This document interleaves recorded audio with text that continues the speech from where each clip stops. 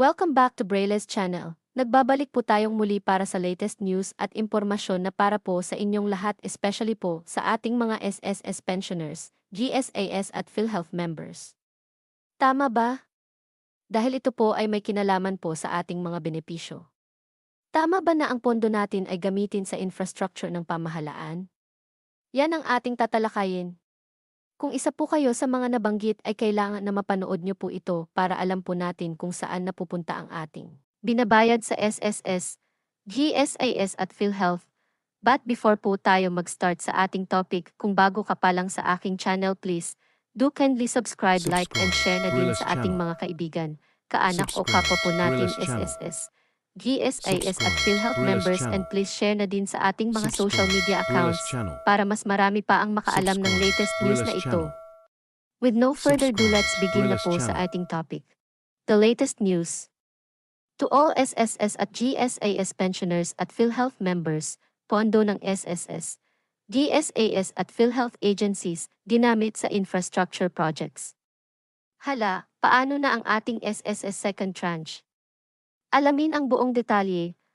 Para sa lahat ng ating mga SSS pensioners, ito pala ang latest updates natin kung bakit hindi maibigay ang ating second tranche at kakulangan sa PhilHealth benefits ayon sa balita.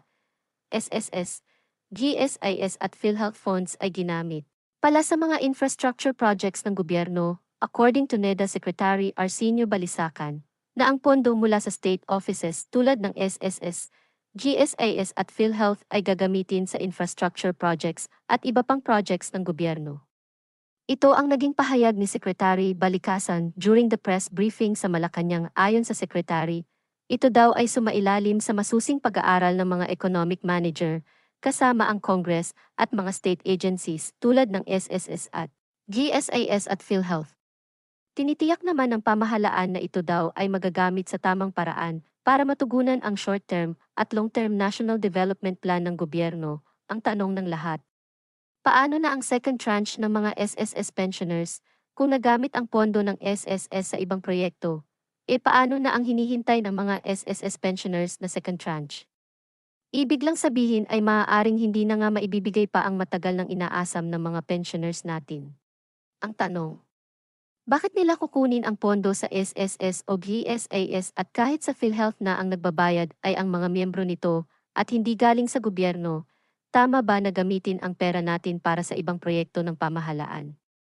Kung sobra pala ang pondo ng SSS, bakit hindi muna ibinigay ang para sa mga pensioners at iba pang mga benefits na kailangan ng mga miyembro bago ito ginamit sa ibang ahensya?